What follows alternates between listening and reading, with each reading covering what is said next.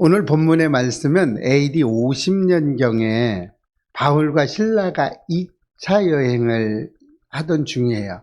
그래서 유럽 선교의 첫 발상지가 어디죠?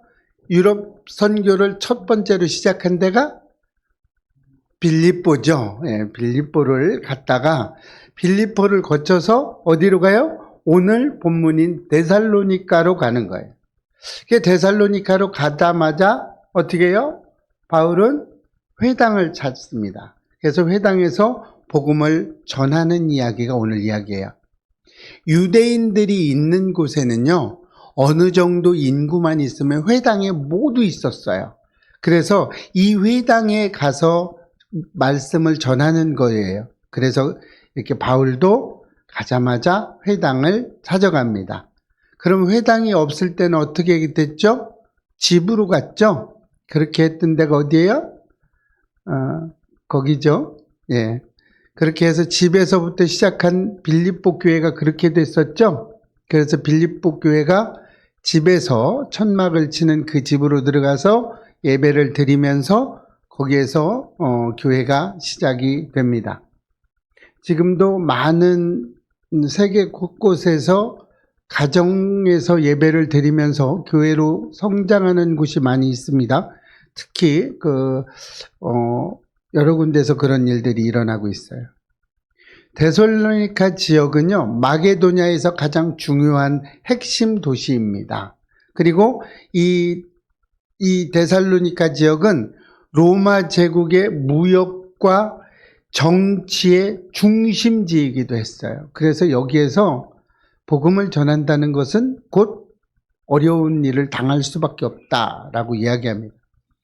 그리고 이 데살로니가 지역은요, 로마 제국 내에서 있었던 헬레니즘의 문화, 그리고 유대 문화가 공존하고 있었어요. 그래서 어떻게 됐어요? 복음을 전파할 때마다 유대인들과 이방인들의 갈등이 시작이 되고 있어요. 여러분, 헬레니즘 문화가 뭔진 아시죠? BC 4세기경 알렉산더 대왕이 세계를 정복하기 시작을 했습니다. 그러면서 정복하는 그 나라의 문화들이 다 들어오게 되죠. 그렇게 돼서 문화고 종교고 모든 것이 다 하나로 혼합된 문화를 이야기하는 거예요. 그래서 헬레니즘 문화는 참 발음이 어려워요. 여러분 성경 읽다가 오늘 아침에 성경 읽을 때도 많이 어려웠죠? 안 돌아가 혀가. 이 이름 외우는 게 돌아가질 않아요. 그래서 이 헬레니즘 문화는 그리스 문화죠. 그리스 문화는 헬라 문화를 말하는 거예요. 이 헬라 문화와 동방 여러 가지 문화, 그렇죠? 어디예요? 페르시아 문화를 받아들였죠. 또 이집트 문화, 갖가지 알렉산더 대왕이 정복하는 그 나라 문화를 그대로 다 받아들여 버렸어요. 그래서 어떻게 됐어요? 이렇게 혼합된, 융합된 그 문화가 그리스 세계관이 됐고, 철학 또 언어 또 종교가 모두 다 혼합돼 버렸어요. 이렇게 여러 민족의 문화가 혼합된 문화를 헬레니즘 문화라고 이야기합니다. 우리 사마리아 사람하고 비슷하죠? 문화들이 이런 겁니다. 이런 문화 속에서 오늘 바울과 실라가 복음을 전하고 있어요. 이렇게 바울과 실라가 복음을 전하니까 어떻게 했어요? 유대인과 헬라인과 기부인들은 믿었어요. 그렇죠? 예수 앞으로 돌아왔어요. 그랬는데 어떻게 했어요? 이를 누가 시기했어요? 유대인들이 시기했어요.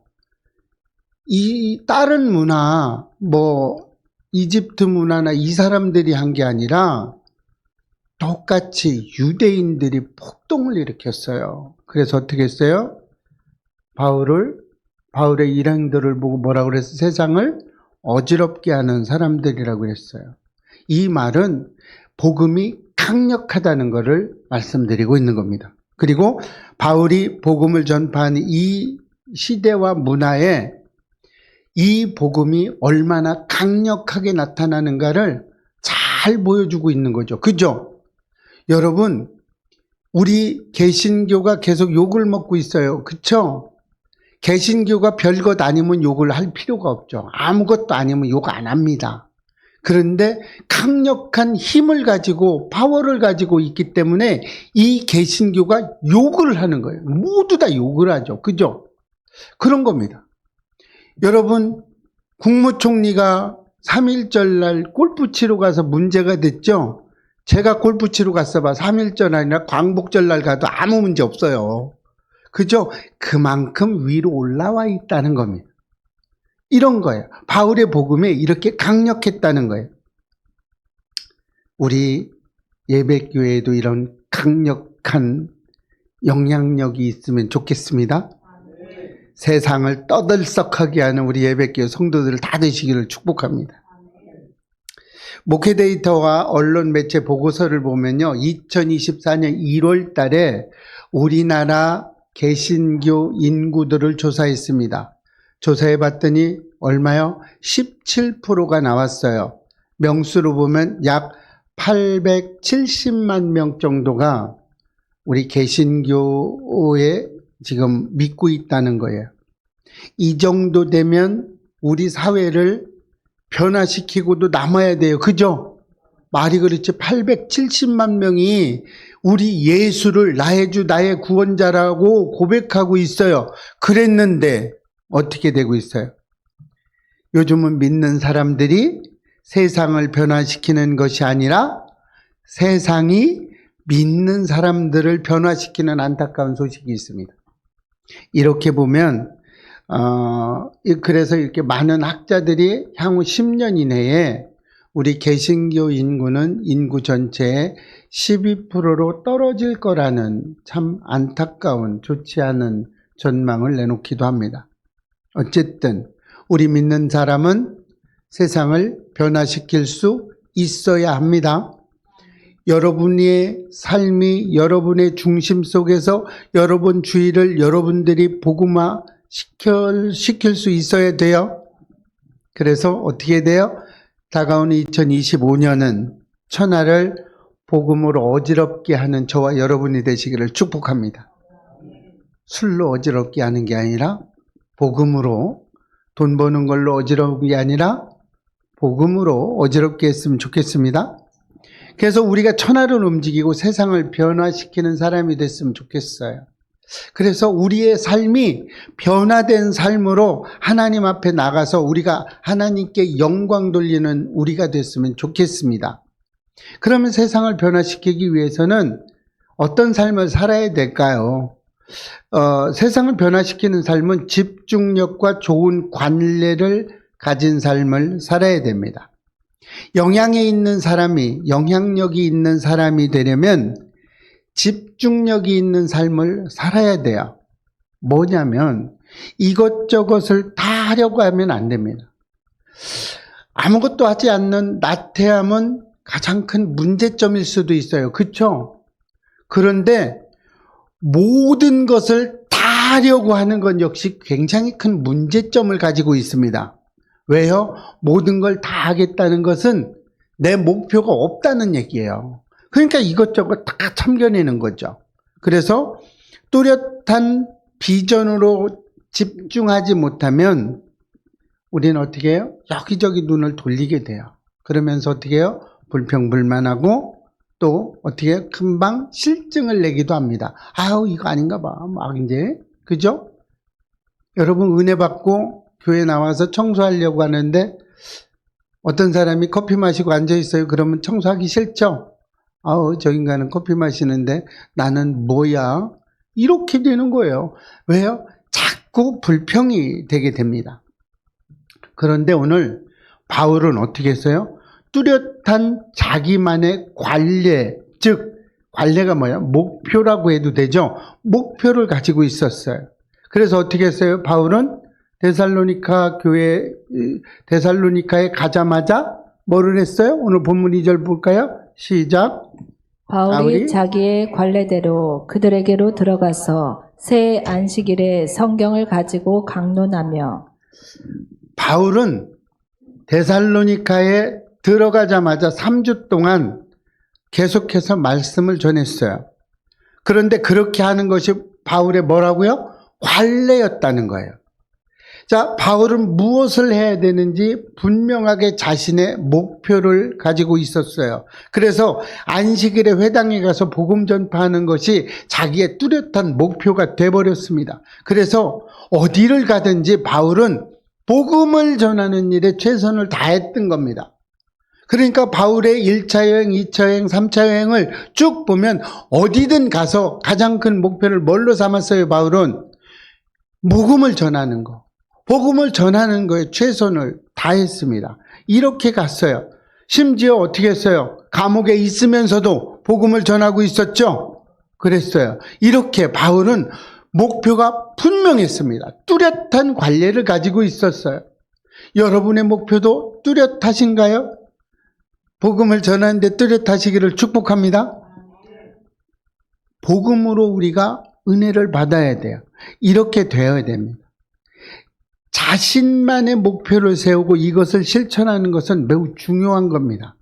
세상 사람들이 변화되는 거는요, 이런 사람들 때문에 변화되기 시작해요. 또 이런 사람이 세상에 영향력을 미칠 수 있습니다. 조금 여러분 너무 똑똑한 사람 옆에는 친구가 없는 거 아세요? 그래서 제가 친구가 많은가 봐요. 너무 안 똑똑하거든요. 예, 똑똑한 사람 옆에는요, 친구가 없어요. 그런데 조금 양보하고 부족한 듯 있는 사람 옆에는요, 친구가 많습니다. 그래서 제 주위에는 친구가 많아요. 믿든지 안 믿든지 그렇습니다. 그래서 유대인들은 숫자는 적어요. 그랬는데 세계에서 가장 영향력 있는 사람이 유대인이라고 그럽니다. 그런데 이 민족이 된, 이렇게 영향력이 있는 민족이 된 가장 큰 이유는 유대인들이 안식일을 지키는 삶이었다고 이야기해요. 그래서 어떤 유머가 있냐면, 유대인들이 안식일을 지키는 것이 아니라 안식일이 유대인을 지켜준다는 이런 유머도 있었습니다. 여러분, 이런 별명이 있으면 좋을 것 같아요. 그렇죠? 아우, 저 사람은 성경 박사야, 뭐 이런 별명. 아우, 저 사람은 전도왕이야, 뭐 이런 별명. 아우, 저 사람이 가면 뭐 전도 안 되는 사람이 없어, 막 이런 별명 다 되시기를 축복합니다. 안식일이 하나님을 예배하고 말씀을 듣는 것은 많은 어떤 은혜를 받을 수 있어요, 우리에게. 그죠? 그런데 안식일을 힘써 지키려고 하는 그 사람의 삶이 더 많은 교훈을 준다는 이야기입니다. 우리 삶의 태도가 더 큰 은혜를 가지고 온다는 거예요. 주의를 철저히 지켜야 합니다. 그렇죠. 지켜야 되죠. 그러면 주일이 우리를 지켜줄 거예요. 그렇죠? 여러분, 이게 믿어지세요? 주일을 힘써 지켜서 우리 모습 속에서 믿음이 성장하시기를 축복합니다. 만사 제쳐놓고 주일을 지키는 삶은요, 이렇게 살면 하나님이 인정해 주세요. 그런데 하나님만 인정하는 게 아니에요. 사람들도 인정합니다. 그럼 다른 사람들만 인정하냐? 그렇지 않아요. 자기 자신이 자신을 인정하게 되는 거예요. 저는 가끔 새벽 기도를 나오면서 무거운 몸을 이끌고 나옵니다. 그런데 나와서 찬양을 들으면서 가만히 지그시 눈을 감고 기도를 하다 보면 모든 무거웠던 짐이 쏙 이렇게 다 내려가는 것을 느낄 수 있어요. 여러분, 이렇게 인정받는 삶, 또 그런 자신이 인정하는 나를 쳐다보면서 우리 어떻게 해요? 성공적인 삶을 살 수 있는 능력이 나오는 겁니다. 여러분, 능력은 이만큼 중요합니다. 세상에서 예배만큼 중요한 건 없죠. 그렇죠? 여러분이 예배를 안 드리면요, 목사들도 마찬가지. 예배를 한 달만 안 지키면요, 안 드리면요, 예배 드릴 마음이 별로 없어집니다. 그러다가 2달 되면요, 예배를 드려야 되나? 라고 물음표를 찍습니다. 근데 3달이 넘어가기 시작하면요, 아이, 뭐 꼭 예배를 드려야 돼. 집에서 드리면 되지. 이렇게 나가기 시작해요. 6개월만 안 나가면 목사들도 세상 사람보다 똑같습니다. 아니, 오히려 세상 사람보다 더할 수도 있어요. 가끔 아내가 저한테 이야기합니다. 오죽하면 목사를 만들었겠어? 세상 모든 사람을 구원했을 수도 있어. 뭐 이렇게 이야기해요. 그랬습니다. 저는 세상에 있을 때 진짜 좀 괜찮은 사람이었어요. 그때도. 예. 뭐 조금 그렇게 좋은 쪽의 사람은 아니었어요. 그렇다고 틀린 사람은 아닌데 육하 원칙에 의해서 딱 들어맞지 않으면 굉장히 힘들었습니다. 저는 뭐 그렇게 되면 뭐 경찰서 어디고 거침없이 나갔어요. 그냥 가서 틀렸다 너 틀려 먹었어. 이거 딱 해서 따지는 거예요. 제가 그랬었어요. 그런 사람이 제가 지금은 또 그래도 유하죠. 요즘 그죠? 예, 아무도 인정은 안 하지만 유합니다. 예, 그런 거예요. 그래서 이렇게 만들어준 하나님이 얼마나 감사한지 몰라요. 하나님의 그 복음 때문에 우리가 이렇게 된 거예요. 저도 이렇게 됐고요. 여러분들도 복음 때문에 요 정도 된 거예요. 안 그러면 형편없어집니다. 그렇죠? 이런 겁니다. 그래서 세상을 변화시키는 삶은 예수 그리스도를 증거하는 삶을 살아야 됩니다. 이런 삶만이 세상을 어떻게 돼요? 변화시킬 수 있어요. 본문 3절에 보면 바울은 어떻게 했어요? 가는 곳마다 복음을 전하고 있었죠? 우리 3절 한번 읽어볼까요? 시작. 뜻을 풀어 그리스도가 해를 받고 죽은 자 가운데서 다시 살아나야 할 것을 증언하고 이르되 내가 너희에게 전하는 이 예수가 곧 그리스도라 하니. 네, 바울은 성경을 강론하면서 누굴 이야기하고 있어요? 예수를 이야기하고 있죠. 성경이 누구예요? 예수죠. 성경이 예수입니다. 성경이 또 누구예요? 하나님이죠. 또 성경은 누구예요? 성령님인 거예요. 이렇게 예수를 전했어요. 우리가 어디를 가든지 예수를 높이고요. 하나님을 높이면요. 하나님은 우리를 높여줍니다. 여러분, 제가 목회를 하면서 가장 먼저 하나님 앞에 서원했던 게 하나 있습니다. 그게 뭔지 아세요? 저는 하나님 일을 할게요. 하나님은 제 일을 해주세요. 이렇게 얘기했어요. 하나님이 제 일을 해줄 게 뭐 있어요? 안 굶기면 되는 거죠. 그죠? 굶기지 않으면 되는 거예요. 지금까지 한 번도 안 굶었어요. 굉장히 어려운 시점인데 가장 어려웠을 때가 라면을 먹었을 때예요. 왜요? 여러분, 지금은 라면을 간식으로 맛있게 먹죠? 그런데 없어서 라면 끓여 먹어봐요. 얼마나 서러운지 아세요? 먹을 게 없어서 라면을 먹어보면, 라면을 안 먹어본 사람, 그렇게 안 먹어본 사람 말을 하면 돼. 얼마나 서러운지 아세요? 이 라면을 먹으면서 눈물이 뚝뚝 떨어져요. 그래서 자꾸 불어요, 라면이. 이런 거예요. 그런 거예요. 여러분 얼마나 감사한지 아세요? 라면 없어서 먹는 게 아니라 그냥 간식으로 맛으로 먹을 때가 많죠. 그런데 저는 먹을 게 없어서 라면을 먹어본 적이 있어요. 근데 얼마나 서러운지 모릅니다. 여러분, 그런 라면을 한번 드셔보세요. 드실 게 없어서. 네, 한번 해보시기 바랍니다. 얼마나 이렇게 됐는데 우리가 지금 제가 하나님 앞에 이렇게 나와서 할 수 있는 건 뭐예요? 간증이 있기 때문에 그렇습니다. 간증이란 뭐예요? 하나님의 역사죠. 오늘 똑같이 바울도 마찬가지입니다. 다메섹 도상에서 강력하게 하나님을 만난 바울의 그 간증이 있었어요. 네노라는 사람이 어느 날 갑자기 하나님을 만나고 가장 밑바닥, 세상 사람들이 가장 저주하는 그 밑바닥으로 나가 떨어졌어요. 이렇게 했을 때 바울의 간증이 시작된 겁니다. 그래서 바울은 예수를 전하는 거에 전심을 다했던 거예요. 그것이 관례가 돼버렸어요. 바울은 예수를 만나기 전에 아주 우수한 유대인이었습니다. 그러나 변화된 후 그는 예수님만을 높였어요. 그리고 자신은 아무것도 아닌 거라고 스스로 이야기하고 있습니다. 여러분이 하나님 앞에서 아무것도 아니시기를 축복합니다. 이렇게 항상 우리가 하나님을 높이면요, 하나님은 어떻게 해요? 우리를 드러내버려요, 그냥. 그런 거죠. 우리가 가장 중요한 것은 예수님을 만났느냐, 못 만났느냐가 가장 중요한 겁니다. 예수님은 만나면요, 운명이 달라져요. 그쵸? 여러분, 제가 운명이 달라진 운명을 지금 살아가고 있잖아요. 그죠? 보면서 딴소리를 하면 안 돼요. 보잖아요. 제가 운명이 달라진 사람입니다. 그리고 세계관이 달라졌어요. 그래서 제가 세계를 잘 다닙니다. 그래서 세계관이 달라져요. 그리고 뭐가 달라져요? 가장 중요한 가치관이 달라집니다. 가치관의 중심에 뭐가 있어요? 예수가 있어요. 내 가치관의 가장 중심에는 예수가 있습니다.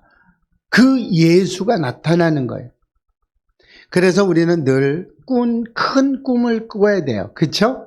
그래서 이 꿈의 성질에 따라서 어떤 것은 거룩한 비전이 될 수 있어요. 근데 어떤 것은 인간적인 야망이 될 수 있죠. 자, 그러면 뭐는 거룩한 비전이 되고 어떤 것은 인간적인 야망이 될까요? 어떻게 볼 수 있어요?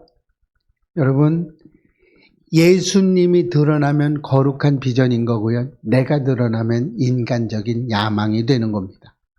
여러분은 누구를 드러내고 있으십니까? 그래서 비전을 가진 사람은 어려운 일을 만나도 불평불만하지 않아요. 원망하지 않아요. 누구 때문이라고 말하지도 않아요. 변명도 하지 않아요. 이래서 그랬어요 라고 이야기하지도 않아요. 어떻게 돼요? 예수님을 위해서라면 어려움도 감수할 수 있는 각오를 가지게 되는 겁니다. 어떻게 해요? 지금까지 지켜준 예수님을 위해서 어떻게 우리는 모든 것을 내려놓을 수 있죠. 우리의 삶 전체를 내려놓을 수 있습니다. 하나님은 이런 사람을 높이고 어떻게 해요? 이런 사람을 높일 뿐만 아니고 사용하세요. 여러분이 하나님의 사용자가 되기면요, 여러분이 축복을 받게 되는 겁니다. 그래서 우리는 어떠한 어려운 문제가 있어도 흔들리지 말아야 돼요. 우리의 삶의 영원한 목적은 예수님을 전하는 사람이 되시기를 축복합니다. 그 비전은 평생 마음속에 깊이 간직하시기를 바라요. 간직하셔야 됩니다. 우리는 어렵든지 어렵지 않든지 편하든지 고통을 받고 있든지 예수를 전하시기를 축복합니다. 우리가 진정으로 영향력 있는 삶을 살려면요, 어려운 생활 속에서도 주님을 전하는 삶을 사셔야 됩니다. 그러면 하나님이 우리를 높여주세요. 그러기 위해서 우리는 주님을 위해 자신의 안락함, 나만의 안락함에 좀 희생하는 삶이 필요합니다. 오늘 바울의 강론을 통해서 데살로니가에도 많은 사람들이 예수를 믿게 됐어요. 그러나 유대인들은 시기를 한 유대인들 때문에 어떻게 했어요? 바울 일행을 잡기 위해서 성 전체를 돌아다니며 난리를 쳤습니다. 오늘 5절 하반절 말씀 읽어볼까요? 시작. 때를 지어 성을 소동하게 하여 야손의 집에 침입하여 그들을 백성에게서 끌어내고 찾았으나, 이렇게 바울 일행을 보살펴주던 야손이 어렵게 됐어요. 어려운 처지에 찾아왔습니다. 그러나 야손은 그 어려움을 기쁘게 감당했어요. 여러분, 예수님 때문에 어려움을 당한 적 있죠? 그렇죠? 저는 억울한 일을 많이 당했던 사람 중에 하나입니다. 그러나 예수를 위해서 우리는 우리의 약간의 그 안락함은 좀 포기할 수 있으셔야 됩니다. 오늘 야손은 하나님 나라를 위해서, 주님을 위해서, 그리고 나의 도움에 필요한 그 누구를 위해서 자신의 안락함을 내려놨어요. 근데 이렇게 하기는 모두 다 싫어합니다. 다 싫어해요. 안 하고 싶어 합니다. 그렇지만 이런 일들을 하면 우리가 얼마나 기쁘겠어요. 여러분, 기쁘죠? 누구 도와주고 나면 얼마나 눈시울이 뜨거운지 모릅니다. 그렇습니다. 그 기쁨과 보람의 크기는 우리가 희생한 안락함보다 우리의 희생한 그 조금보다 훨씬 더 큽니다. 사랑하는 예배교회 성도 여러분, 오늘 큰 비전을 가지시기를 축복합니다. 뚜렷하게 가지셔야 돼요. 그래서 이 비전이 오늘 뭐 좀 뚜렷하게 지금까지 없으셨다면 오늘 그 뚜렷한 비전을 가지시기를 축복합니다. 그래서 다가오는 2025년 더 큰 비전을 위해서 힘써 달려가는 한 해가 되시기를 바라요. 그리고 그 비전을 이루려는 목적도 분명하게 뚜렷하게 가지시기를 바랍니다. 비전을 이루는 목적은 나의 안락함을 위해서가 아니에요. 나의 안락함을 희생해서 하나님께 드리기 위해서입니다. 가끔 여러분, 하나님 위해서 내가 지금 무엇을 희생하고 있는지 생각 한번 해보세요. 하나님 앞에 나는 뭔가 늘 이득만 챙기는 사람이었는지 아니면 내가 좀 희생하고 있는지 한번 보시기 바랍니다. 나의 능력과 권세를 이용해서 나를 높이는 삶이 아니라 나의 능력과 권세를 활용해서 하나님을 높여주는 삶을 살기 위해서 우리는 최선을 다해야 돼요. 그죠? 그래서 우리는 성공해야 되는 겁니다. 믿는 사람이 성공해야 돼요. 저는 이것을 절대적으로 믿고 있어요. 왜요? 믿음이 좋은 사람이 성공을 해야 그 성공한 걸 가지고 하나님께 드릴 수 있고 하나님께 영향력을 미칠 수 있기 때문에 그렇습니다. 그래서 우리는 이 비전을 이루기 위해서 최선을 다하셔야 됩니다. 우리는 주님을 위해서 언제든지 우리 자신의 안락함, 나의 조그만 그 이득 보려고 했던 그것을 내려놓고 희생을 좀 감수하실 수도 있어야 됩니다. 우리 안락함을 희생하지 않고 어떤 큰 인물이 되는 사람은 그렇게 많지 않습니다. 여러분, 크게 되거나 아주 잘 나가는 사람들 잘 보세요. 자신의 희생이 있었어요. 자신이 그동안에 갈고 닦았던 어떤 나만의 안락함을 모두 내려놓은 사람들이 성공하게 되는 겁니다. 여러분, 국가대표 선수들 한번 보셨어요? 얼마나 힘들게 자신이 그 놀고 싶은 젊은 나이에 하나도 놀지 못하고 다 열심히 훈련한 거 아세요? 여러분, 훈련 받으셔야 됩니다. 오늘 이 말씀이 우리의 심령 속에 깊이 새겨서 지금 이제 이틀, 3일 남았죠. 3일 남은 이 2024년을 마무리가 더 중요해요. 시작보다 마무리는 굉장히 중요합니다.